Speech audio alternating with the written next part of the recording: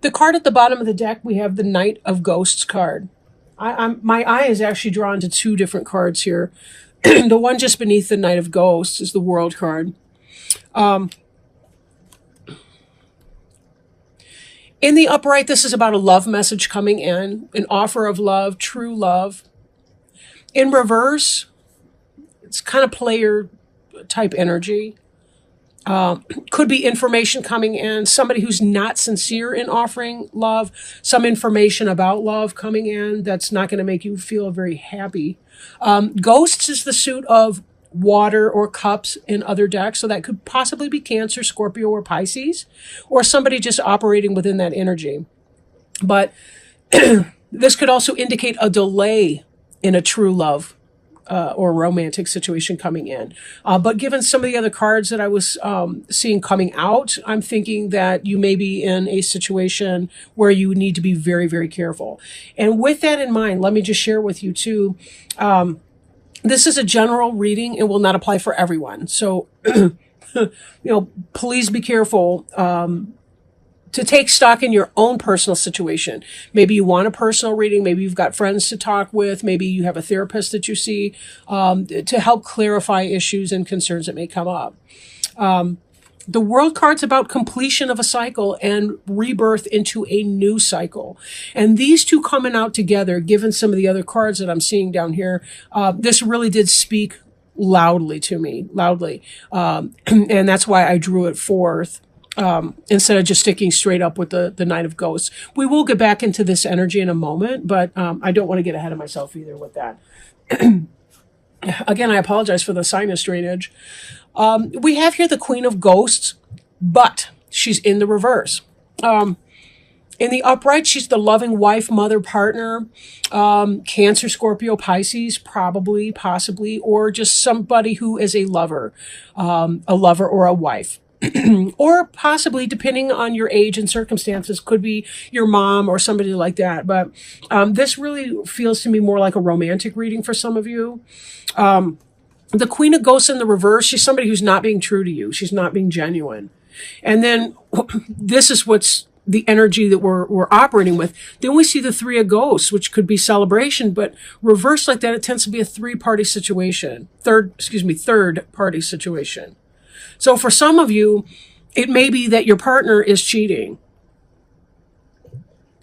It could also be the case that you are involved with someone and you know that she's in a relationship with somebody else. But either way, either she's potentially cheating on you or she's cheating on someone else to be with you. But either way, that's a third-party situation. And I don't think that that's something you're happy about. This is why I think it's happening to you and not from you. Because this is on your mind, this Knight of Bats. 9 of Bats. That's air, swords. 9 of Swords is about pain and anxiety. It's about hurt and pain. It's about loss. This is one of the most devastating cards in the deck, heart-wise. Even Tower energy. Sometimes we welcome the Tower energy, which clears things out. This is about having that awareness that something's not going well. You may already know what's going on. There may have been clues or signs, or maybe somebody told you that this person's not being faithful to you. This is not, so far, this is not boiling down to be, I don't like doing readings like that. I mean, I do and I don't. People need to know what's going on, but yet I never want that for you.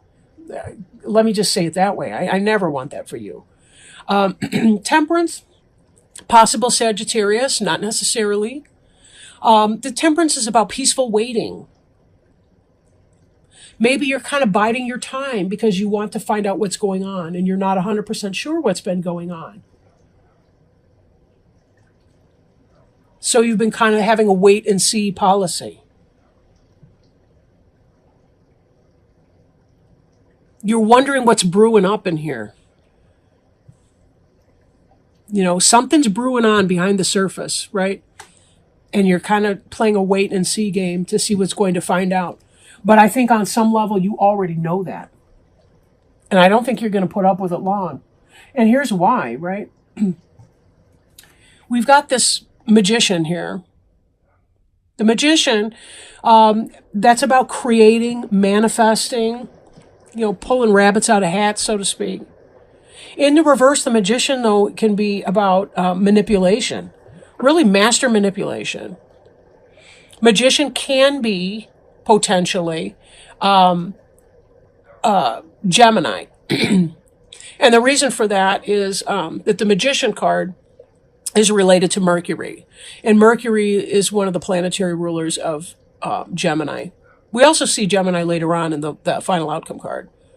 But it could be that a Gemini is doing you wrong and manipulating. Especially when we see this energy coming up, the Queen of Ghosts, in the third party situation. Or it could be that your Queen of Ghosts in the reverse is cheating on you with a Magician, a Gemini, or somebody like that. Somebody who manifests things. Again, this Magician doesn't necessarily have to be a bad person. This person may not even know what the Queen of Ghosts is up to. They may be being told. Somebody may be manipulating this Magician and saying, this Queen of Ghosts could be saying, no, I'm single. Not saying that you're at home or that you're, I want to say on the dance card, but that's so antiquated. It's ridiculous. This is the future. This is in the soon to come. If you're not already packing your bags, this is you walking on. You've invested your emotions into that situation and you're walking on from it. You're walking away from it. The ghosts care. They're concerned about you. They're your friends. You kind of, there's a wait and see attitude, but I think this information's coming in and you're going to march that keister down the road. F this. Because I don't think you want to be played like that at all. We see your hopes and fears over here. We see your Two of Ghosts card. You want a soulmate relationship. You want an equal partnership. Look, both those ghosts right there. This is the Two of Cups in other decks. Both of these, they're looking at each other. They're holding each other's hands the same size, the same amount of importance. It's symbolic. They're smiling and happy, looking into each other's eyes.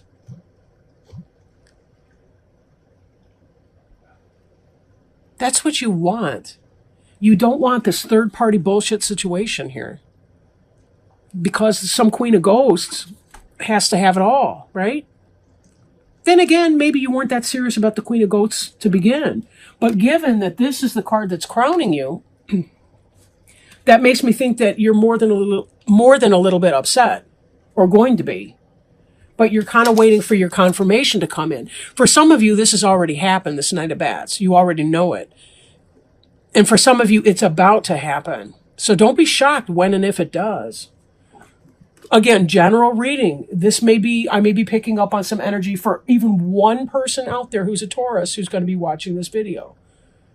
Every other Taurus, this may not relate, but, take it as it resonates, because this is coming in for somebody. The card representing you is the Ten of Imps. This is about responsibility. But notice, this imp is looking at the one that it dropped. Well, he's not an imp, I'm sorry, he's Quasimodo or whatever. But he dropped a hunchback. He dropped one of those imps, and he's looking at that. So's the cat. Everybody's focusing on the one that he left behind. That's this idea, the one that he left behind. You've been busting your hump. I couldn't help it. And I don't mean to make light of your situation, but you have, you've been busting your hump. And there's a part of you that, in spite of all your responsibilities, you're still focused on what you're leaving behind. You need to keep your head pointed forward into where you're going and think less about what you're leaving behind, right? Wheel of Fortune is about fate and karma. Fate. Maybe finding this out for you is your destiny. It is your fate. Because until you leave the fuckery and the people that engage in that stuff behind, how in the hell are you ever going to manifest this? Or your future outcome card, your final outcome card, the Lovers. Head and heart decision here. And that could be about whether or not to walk away from this person. But it does look like you kind of know you're not putting up with that.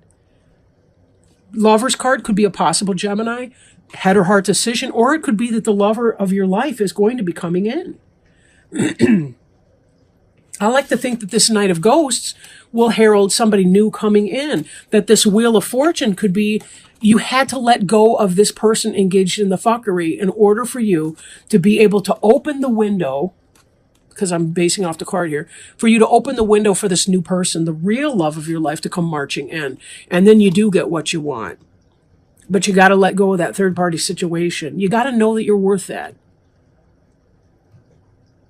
We can't spin our wheels in something that's not going to move that way. And that's why, that's why this world card was calling out.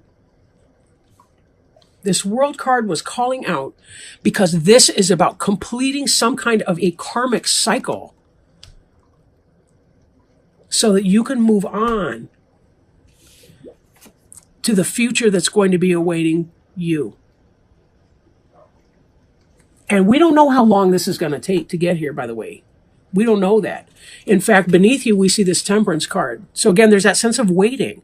It's not going to be immediate when you're going to meet this person, this Lover's card situation. But as the saying goes, you can't make an omelet without breaking a few eggs. And it's going to take as long as it's going to take. But until you clear the path for it, this new can't come in. She's still looking at the past. She's reminiscing. Look, she's got the picture of this guy here. This is from Bram Stoker's Dracula, by the way. And in the story, I think was her name Lucy? Or no, wait a minute. I forget the names of the characters, but anyway, the heroine, she had that real estate guy that went to Transylvania or whatever. That's the picture of the guy from Transylvania, the stuffed shirt, boring guy. And then here comes Mr. Passionate Lust through the window. Somebody who's way more exciting and who's going to create a balance with her, who's going to put her first, who's not going to leave her in this type of situation. Now, ordinarily, I would steer you away from the emotional vampires, but I'm looking at this card in a different way, based on having read the book, right? Very, very different energies here. And let's toss these and see what kind of advice that Spirit has for you, my Taurus friends and cross watchers, about what's going on and what needs to happen right now. We had this fly out the deck. Wow. Mortality. Life is brief, bright, beautiful, and yours to live. Wow. Wow. Isn't that the truth? Isn't that the truth? We can waste our time spinning our wheels on this fuckery. Where in the hell did it go? Somehow I lost it. Yeah, on this third-party nonsense fuckery behavior. When we can march our ass on to our new destiny, right? We can complete that cycle, be done with it altogether. We don't have to sit there. Let's see, that's number 42. Let me pull it up. Life is brief, bright, beautiful, and yours to live. If that there king was to wake, added Tweedledum, you'd go out, bang, just like a candle. I shouldn't, Alice exclaimed indignantly. Life is, as Tweedledum points out, a strange thing where we can go out in just a moment. None of us knows how long we have, and no matter what we believe or tell ourselves, we are all mortal in this form. This lifetime is just one brief, bright jewel. Alice denies this, but it is the truth. We are all mortal, and we all pass. We must know this so that we can hold on to the precious gift that is this existence. When this card comes, it does not mean you are about to pass. It is not a card of death, but a reminder of the beauty and the fragility of this existence. It urges us to take this life and make it as beautiful, as meaningful, and as full of adventure as we can. I really want to pick up this card right now. Too many of us live as if this life is a burden, awaiting another lifetime, or a heaven which will save us from difficulties and challenges of being mortal. Instead of living as if there is forever or a better place to go, or as if other lifetimes or existence in the afterlife will be better, live like this life is all you have. Live like this is the very best you can ever experience. Live like this is the greatest blessing, the most treasured gift you ever could have been given. Life like this, what? I'm sorry, there's a typo in the book. Live like this life is heaven and your very existence is a miracle of creation. Because we can and we will go out like a candle someday. And when that takes place, the only true measure of a soul is what we did here with this priceless gift of human life. In divination, this card means appreciation of existence, relishing being alive, making the most of every moment, accepting mortality in ourselves and in others, living in the present and feeling joy at being alive. Wow, how powerful is that? Life is hard. It is really, really hard sometimes. But in order to really experience the things that we want in our life, we have to be willing to let go, right? We have to be willing to let go and to walk away from the situations that are harming us so that we can really find what it is that we want, really find our destiny. You know, part of this Wheel of Fortune card is that it's not only that the arbitrary spinning of the elephant on this wheel that turns around with us, we too have some kind of a say in how that goes by the choices that we make or the choices that we don't make. You know, as we choose not to move on from situations. We have to be the ones to manifest what it is that we desire. We kind of have to take control of the wheel sometimes in the ways that we can. Obviously, we can't control everything. We can control what we think, say, and do. Even if we can't control what others are going to do or going to do to us. And with that, feel empowered to say, I'm going to live my best life and that I don't have to put up with things that I don't want to put up with. And I don't have to deal with that kind of thing from other people. It's not my job or my responsibility to allow other people to treat me in that way.